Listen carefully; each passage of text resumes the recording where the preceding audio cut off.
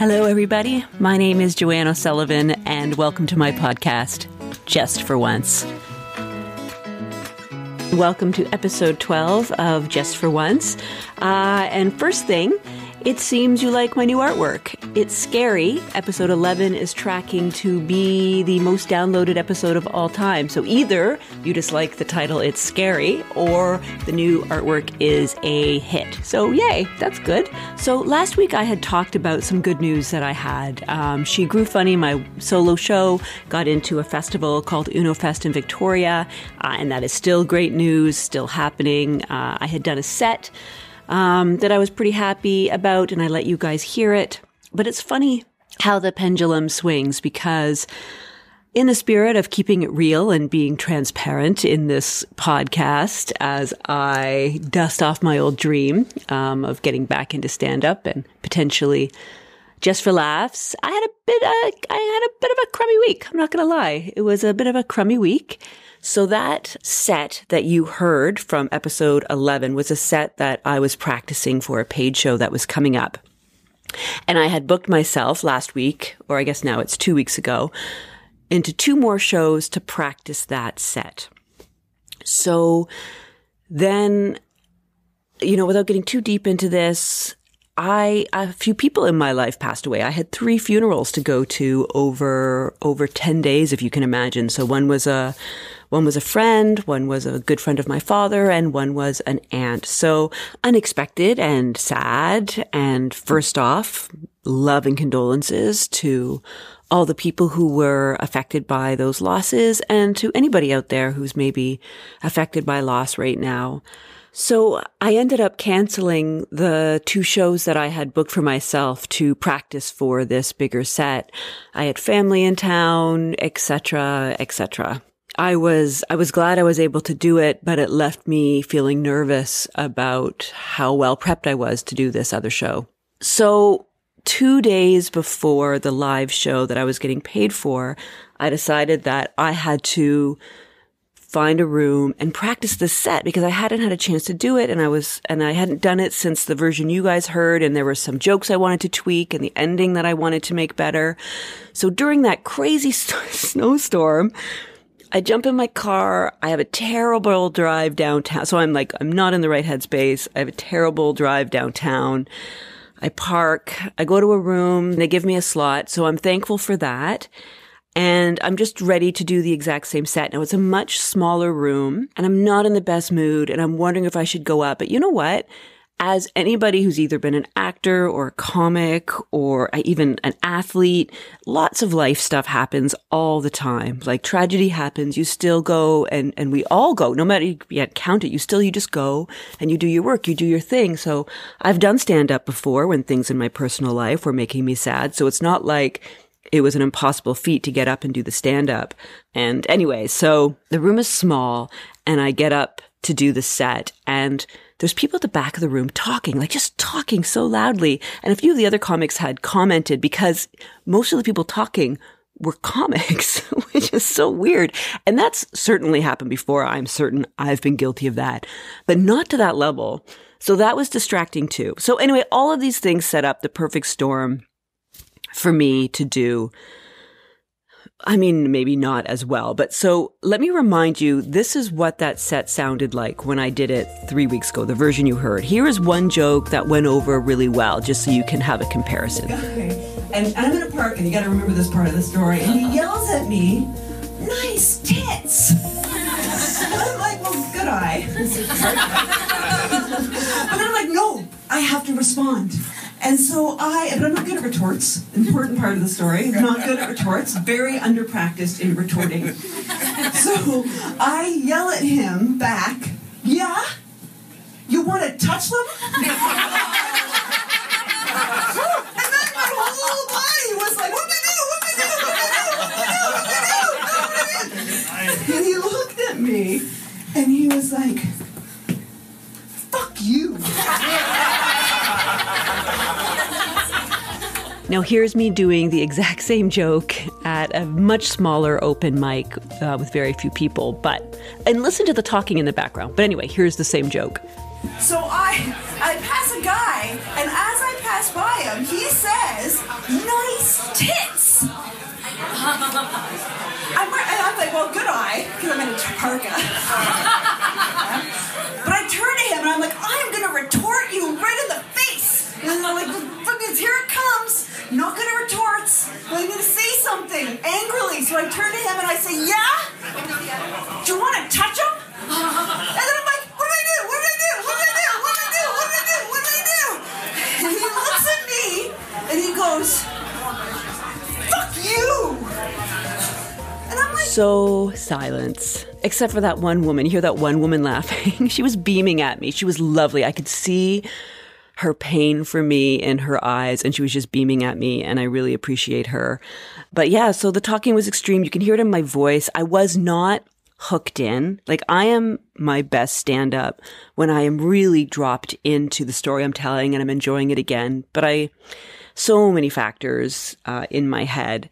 Anyway, rather than taking all of those factors into account and going, I was not in my best headspace. This room was so small. There wasn't very many people. There was this distracting noise in the back. I decided to blame it on the material and decide, oh my God, 2 days before this paid set that I need to rewrite the whole thing. And I don't know why I did that. But that's what I did. And it was in Port Hope. And I started doing some research on Port Hope and their fall fair. I thought I could link it to the fact that I'm from Bolton and we had a fall fair. And I just wrote this new material. And it's pretty well known in stand-up comedy that you start with solid material. In the middle is where you maybe try out some stuff, and then you end on your strongest material. But I led with this new material I had just written. I thought it was funny, but it did not. Well, I will let you hear my Port Hope fall fair joke. Port Hope. My name's Joanne. I'm very happy to be here. I feel very comfortable here. I am from a small town. So it feels good to be here. I'm from Bolton. Does anybody know Bolton?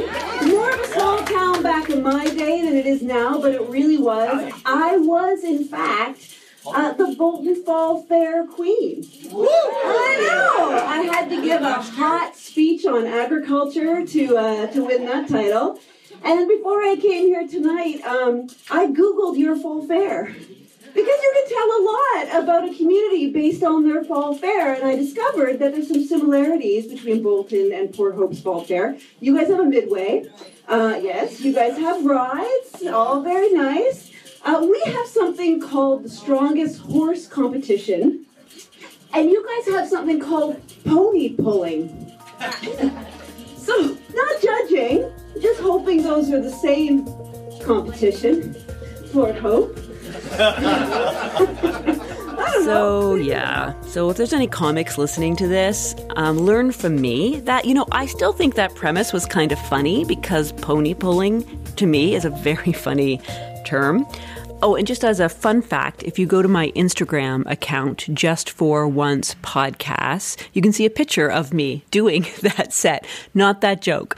I will say, as I got deeper into the set and I found my footing, it got better. I started getting some laughs, but I just never fully recovered in my soul and in my heart from that. But I couldn't. I don't know.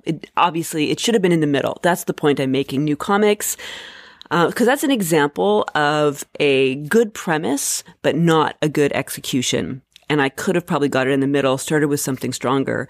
In reality, though, I just should not have started doubting that set. And it was such a great, I guess the silver lining is it was such a great reminder for me in comedy, I'm sure in many other careers as well, but for me in comedy, how quickly I can swing from, oh my God, this is great, to, oh my God, I'm awful. Oh my God, this is great. Oh my God, that doesn't work.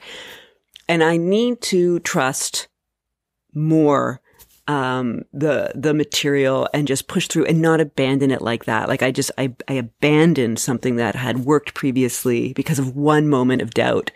And I think because in stand-up comedy, the reaction is so immediate, it's so easy to just abandon that. So I had a bit of a crummy, so I had a crummy week. Oh, I guess I also outed myself. Yes, I was the Bolton Fall Fair Queen. So there you go. Are you intimidated now? But anyway, I think the bright spot is just, it was a good reminder for me of what to watch out for going forward. My ability to swing like that and just try to stay trusting of what I'm writing and, make those adjustments, but don't abandon a whole thing. Anyway, so that's what happened. Moving on to my new segment, I had somebody email me with a dream. His name is Jeff, and as promised, I am going to read his dream with my inspiring "You Can Do It" music underneath. So let's all listen to the very first Dust Off Your Dream segment on Just for Once.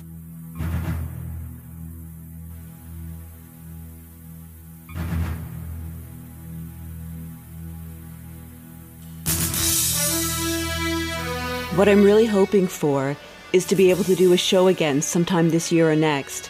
It's been about 4 years, and I'd really love it if that could happen again.